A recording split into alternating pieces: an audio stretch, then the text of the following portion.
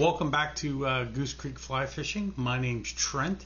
Today we're going to tie a pretty old fly pattern. This is the Edson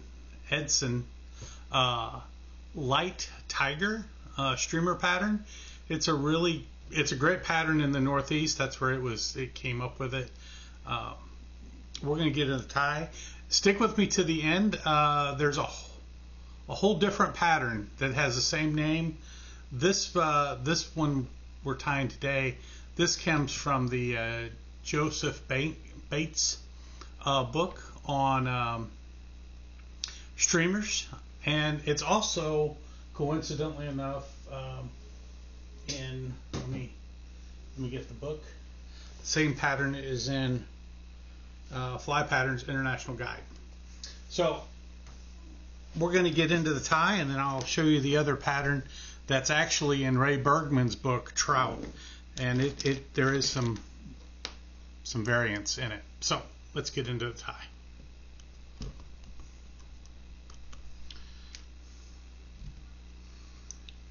So these are in that tradition up there in Maine in the 20s. These are long shanked hooks that we're going to be tying on, and I'm just using some black thread. And I'm going to go ahead and start my thread right back here. So we're just going to make some touching wraps. And I want to take it right to where the barb is. Like so. Clip off that excess. And I'm just going to put on some. This is just Mylar chenille. I want the gold facing, so gold will touch the shank of the hook. 2 wraps, and then I'm just gonna give some other wraps to get my thread out of the way. Come up over the top. I'm gonna make 3 or 4 wraps. There's really not anything in the recipe that tells you how many to make. So there's 1 or 2, 3. And there's number 4. Back the thread back down. Come up. Make some securing wraps there. Clip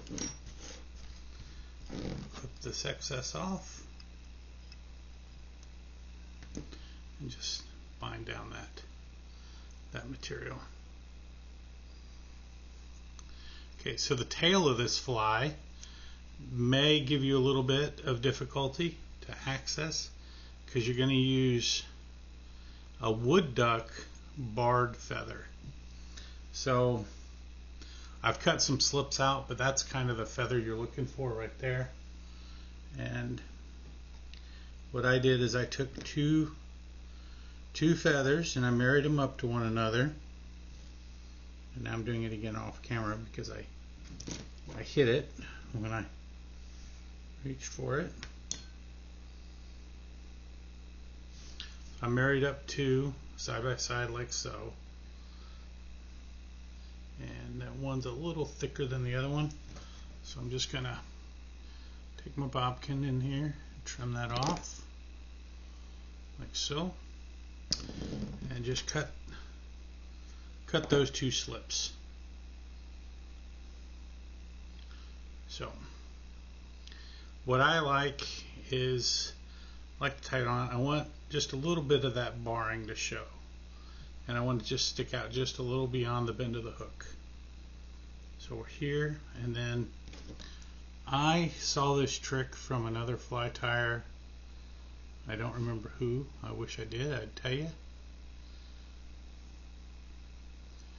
But when you're tying in your tails, separate them. Put 1 on either side, like so.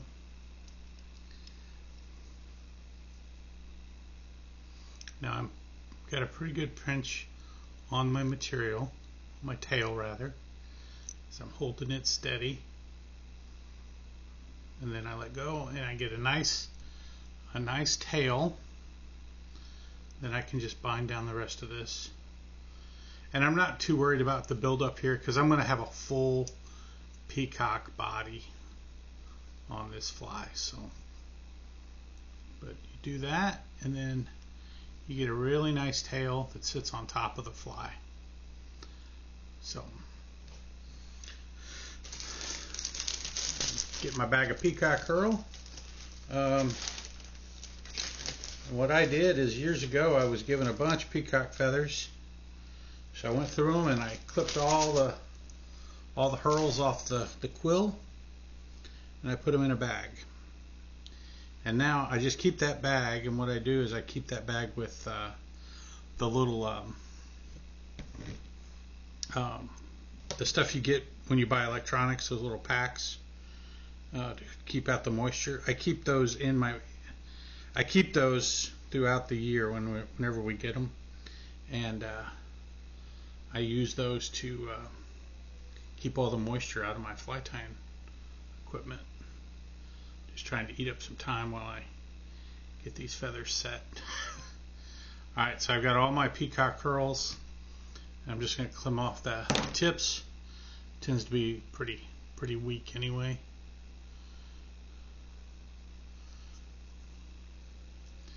Then I'm just going to run my thread forward to where I want to stop with the body. I'm just giving this a loose twist. Now, if you're tying this and you plan to fish this, I might be inclined to put in a gold rib, but I'm tying it the way the pattern has, and he did not rib these, so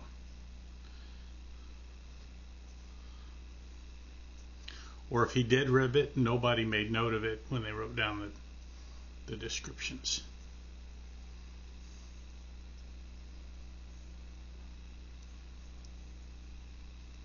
And if you run out of peacock curl, which I may do here in just a second, you just get yourself another set. See, those are getting short.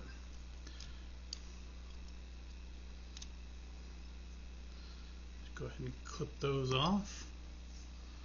Tie that in like so. Give that a quick cut. Just going to grab a couple more pieces of peacock out of my bag here.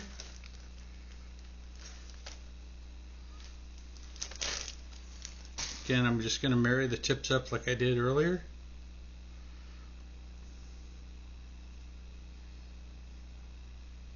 Just like so. And I think I've got about 4 here that I'm doing this with, because I want a fairly good body.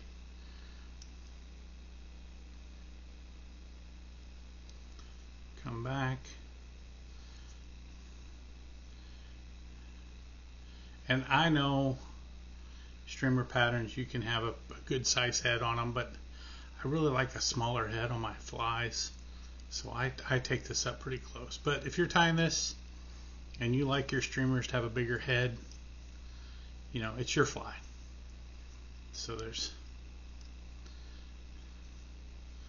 nobody, the fly tying police are not going to show up and criticize your fly tying. Now, I will tell you though, from experience, if you start posting stuff online, people will criticize your fly tying.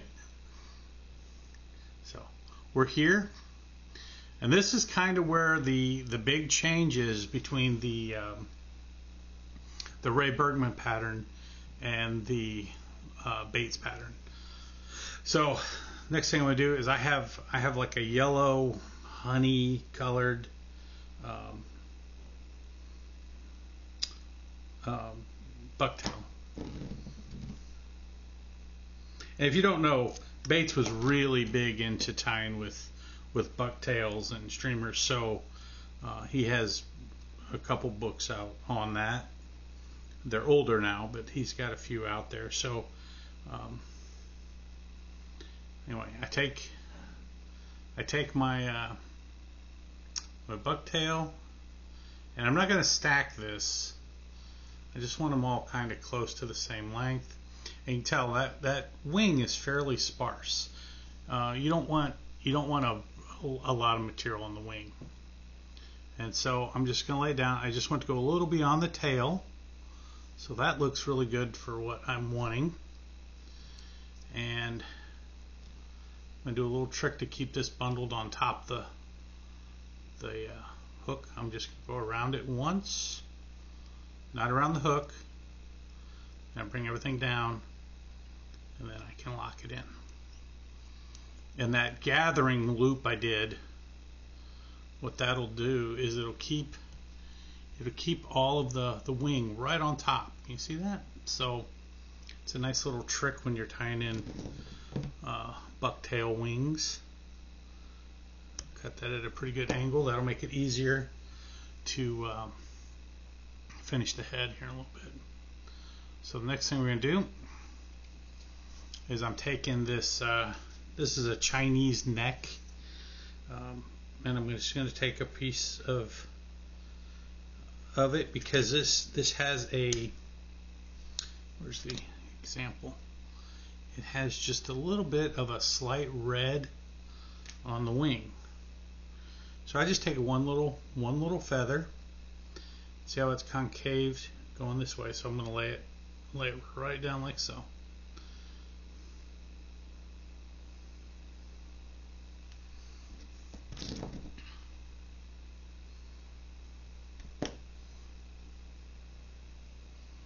And I'm just going to put that feather just right there on top there. Come in, a couple loose wraps just to make sure it's where I want it to be. See how it kind of turned? It's not what I want, so back that off. Sometimes for me, if I wet them, it's a little easier for me to see and get them tied in right where I want them.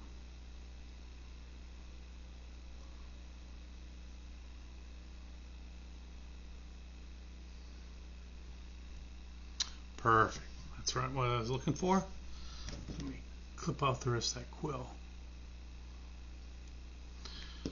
So Edson, when he was making these, so this is the light tiger, and then there's a dark tiger, which strangely enough the dark tiger has a light colored body and a dark wing. So he clearly was talking about his wings when he named these light and dark. Oh, I bumped my vise. So if you do a search online, you might be lucky enough to find these. And this is an Edson cheek. And what it is Edison kind of got away from using jungle cock, only because jungle cock at the time was very expensive and kind of hard to come by. Quite honestly, not too. Nowadays, it's not that it's hard to come by, it's just really expensive. So he came up with these brass cheeks. Now, I'll be honest, I see a lot of pictures of them, and there's a little bit of concave to them. And I like to tie them so they're concave in. But if somebody's watching this and they tie these and they tie this pattern, and I'm tying that cheek in wrong, let me know. I'd like to know that. I see pictures, and it seems like everybody ties them concave in, but I haven't found any literature that says I'm doing it right or doing it wrong. So turn this vise just a touch. Oh, and I will tell you, if you find these and you buy them, I think when I found mine, they came in a bag of 25. The only patterns I've ever seen that even use these things are these two Edson patterns. In fact, I think they call them Edson brass cheeks or brass eyes. So I say that because you don't need to spend a bunch on buying hundreds of them, unless you plan on tying a bunch of these flies. Problem with them are they are brass, and it just did cut my thread tying it in, so I had to rethread. And I'm just gonna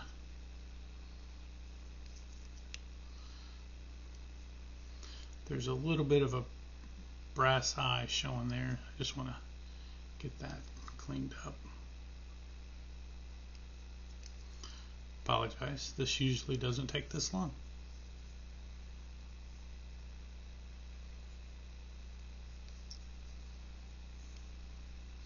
Alright, so we're here, and we're just gonna clip off that excess thread that I tied in, like so. So this is the version that you find most often online. This is, if you do a Google search, you're going to see this this fly pattern out there. However, if you get into Ray Bergman's book on trout, this is the version he has. And I'll just kind of hold it. Is that working on the camera right there? Hold it right here. So you can see the tail's the same. There's really not much of a tag. Where this one I put in a gold tag. Body's the same. Wings a little different. He's got jungle cock. I think he says it's optional. But his head is yellow in the in Ray Bergman's book. And then he has you put in a throat of red or scarlet down here. So both of them are considered the Edson Light Tigers. It's just depending on what source you're using. Depends on kind of how the fly might turn out. Not surprising, but that is the Edson Light Tiger. If you liked it, hit my like, comment down below. If you give it a shot and try to tie it, I'd love to see your pattern when you tie it, so please share them with me. And until next time, I'll see you around the vise.